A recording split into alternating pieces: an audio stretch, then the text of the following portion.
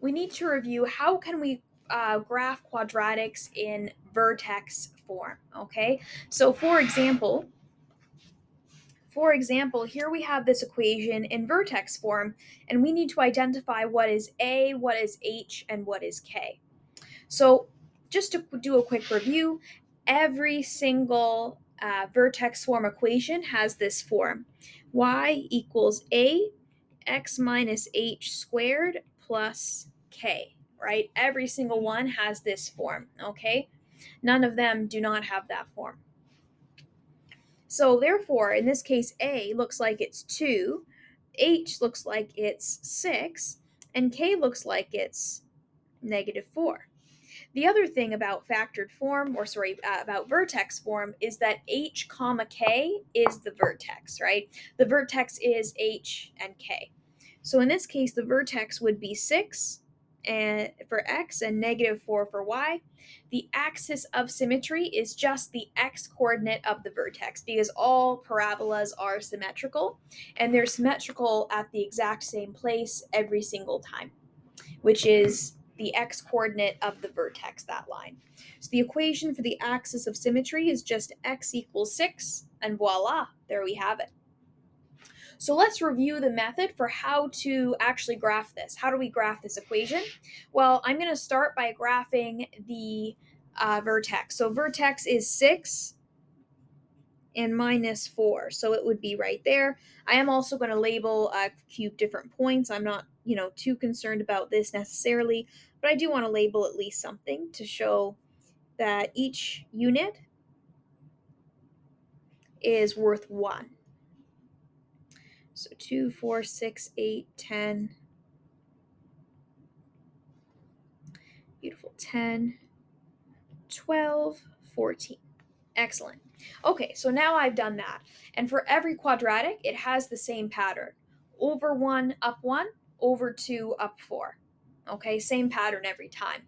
Except that when the a value is not 1, we have to change those y values. So the over 1 stays the same, and so does the over 2, but the up 1 and the up 4, those change, right? So our normal pattern is over 1, up 1, over 2, up 4. But in this case, instead of over 1, up 1, it's going to be over 1, up 2, because a is 2. So over 1, up 2 on both sides looks like that. Next is over 2, up 4, but instead of up 4, I'm going to multiply that 4 by 2 and get 8. So it's actually over 2, up 8. So I'm stretching this by a factor of 2, right? If we think to transformations of quadratics, we're stretching this by a factor of 2 here. So over 2 up instead of 4, it will be up 8. So we're going to go up all the way up here. And then I'm going to draw the parabola. Now you could decide to draw even more points than that if you wanted. You could also do over 3 up 9, which really in this case is over 3 up 18 if you were really inclined.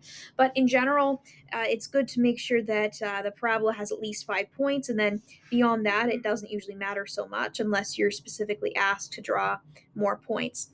Oftentimes, you'll see a question on a test or an exam or even a piece of homework that says, graph this quadratic or graph this parabola using at least 5 points. The 5 points they're expecting are the vertex as point 1, and then the over 1, up 1, or slightly different depending on the pattern you're using, right? Depending on what the a value is it stretched, is it compressed, and by how much?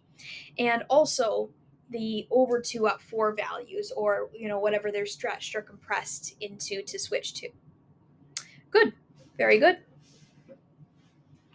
All right. Let's move on to example 2. So here, a is negative 0.5, h is -4, and k is 10. Now, something that might surprise you is I said h is -4 even though this looks like +4. Well, recall how the initial equation has a negative before the h, right? So here when we had x minus 6, it was actually +6 because that negative there was already part of the equation, right? And so in this case, when I see a positive here, what this means to me is that it's actually x minus -4. So we have the minus that's part of the equation, and that 4 actually has another negative attached to it, and those two negatives together, they made a positive, and that's why we're seeing a positive here. And so it's actually the opposite of what we might think. We might think h is 4 and k is 10, but no, h is -4 for that reason, right? So that's something to make sure you keep in mind. Don't forget that. Okay, so vertex is -4 and 10. So let's write that in. -4 and +10. Okay, so let's do the same scale as before. 2, 4, 6, 8, 10, 12. Beautiful. 4, 8, 2, 4, 6, 8. Excellent. Very good. Okay. So 4, 10 is going to be here.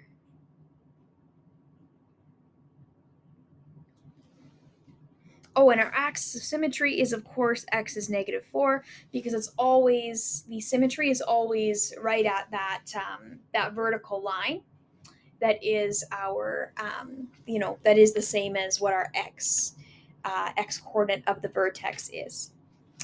Very good. Okay, so now we have the vertex. Now let's do the pattern. Okay, so the pattern is what? The pattern is generally over 1 up 1 over 2 up 4. In this case, we're actually going to multiply those numbers by 0.5. So over 1 up 1, and then that 1's multiplied by -0.5, so we get -0.5. And then over 2 up 4, but really up 4 times -0.5, which is -2. So these are our new answers, right? So it's actually over 1 up -0.5, which is the same as over 1 down 0.5. So over 1 down 0.5, and then over 2 down 2, right? -2 is down 2. So over 2 down 2. So this is going to be a much fatter parabola than the other one, right? The other one was a skinnier parabola because it was stretched. This one's being compressed. This one's going to be a fatter parabola. So let's draw it. Let's draw that parabola. Very good. Like that. Okay, so let's move on to this one next. So for this one, a is -1, h is 3, and k is 7. So vertex is 3, 7. Axis of symmetry, x is 3. Pretty straightforward. Okay, so let's draw the vertex. So that's going to be 3, 7. So like that. Let's see, 2, 4, 6, 8. 2, 4, 6, 8. And then our a value is -1, so that doesn't change the numbers. It just makes everything go down, right? We just reflect. So instead of over 1 up 1, it's now over 1 down 1. So let's do over 1 down 1. And then over 2 down 4. No, that's 3. We want down 4, not down 3. Over 2 down 4. Over 2, 1, 2. Very good. And then we draw it. And we're good to go. All right. Okay, let's move on to the next ones. Here it talks about solving quadratics in the vertex form. So again, we know that a quadratic equation is solved using square roots when the equation is in the form y equals ax minus h squared plus k, which is vertex form, and a y value is given. So for example, if y equals to 3, find x. If y equals to x squared minus 22. So let's do that. So 3 equals x squared minus 22, and our goal is to solve for x here. So I'm going to add 22 to both sides and get x squared is 25.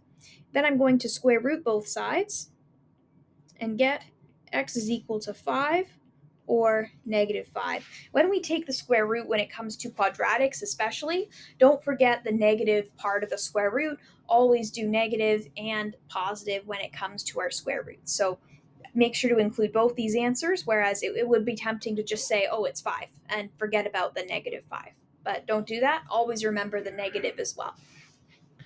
Let's try another. So this one is 11 equals x minus 3 squared minus 5.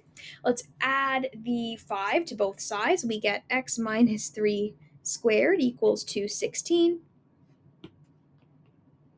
And then we square root both sides, and we end up with x minus 3 is equal to 4, or negative 4.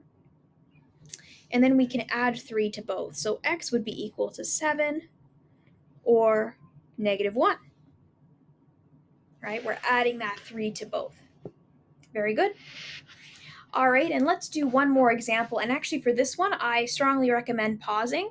Try this one yourself, and then when you're ready, come on back and give it a try, since we did already do 2 examples that were very similar to this. So it's very similar method here. Okay. Negative 6 is equal to negative 2 x plus 4 squared plus 92. Okay, so my first step is going to be to get rid of the plus 92, so to subtract it off. So I'm going to get negative 98 is equal to negative 2 x plus 4 squared. Then I'm going to divide both sides by negative 2 to get 49 is equal to x plus 4 squared. Then I'm going to square root both sides to get x plus 4 equals to 7, or minus 7. Then I will subtract 4 from both those answers and from the left, and we'll get x equals 3, or x equals negative 11 as our solutions there. All right.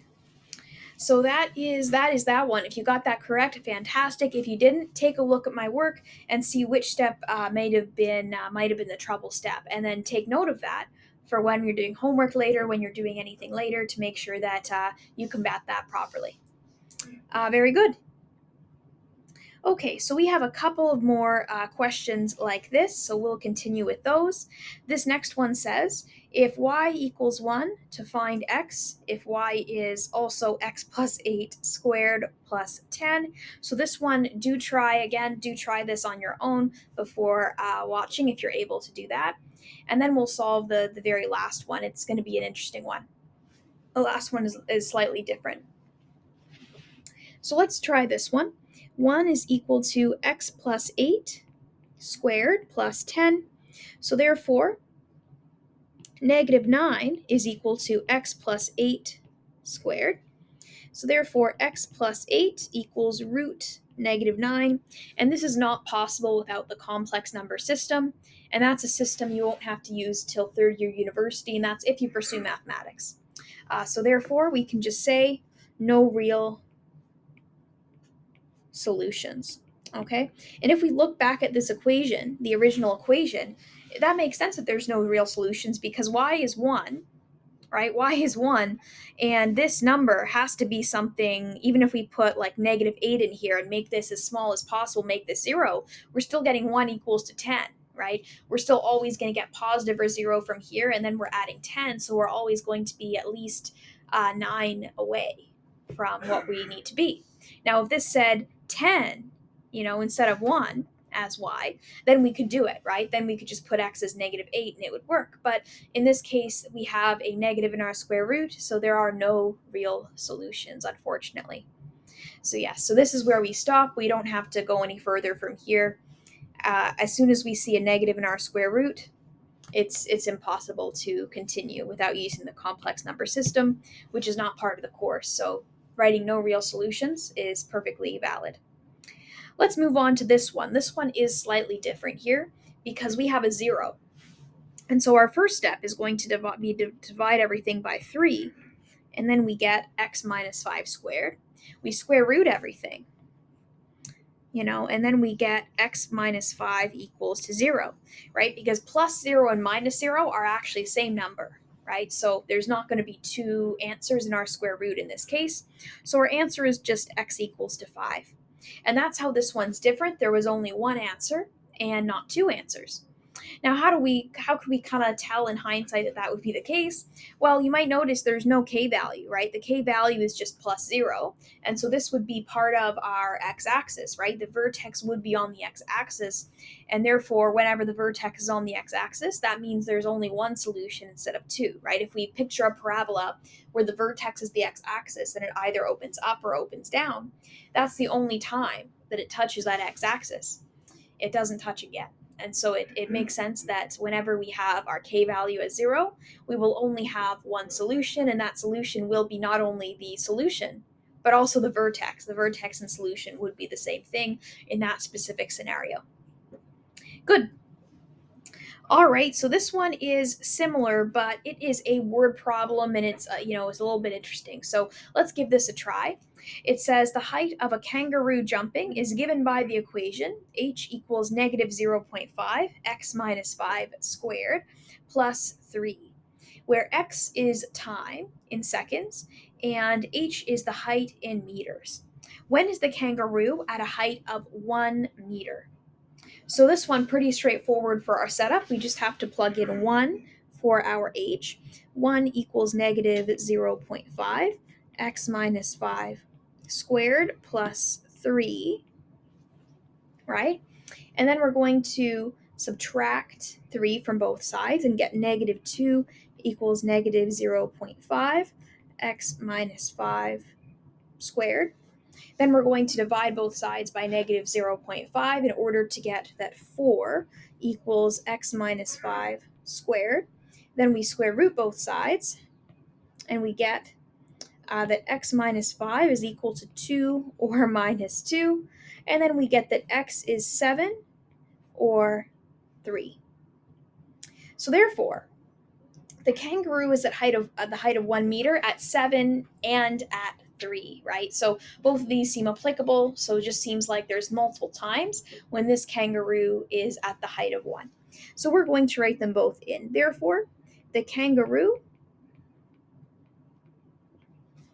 is at height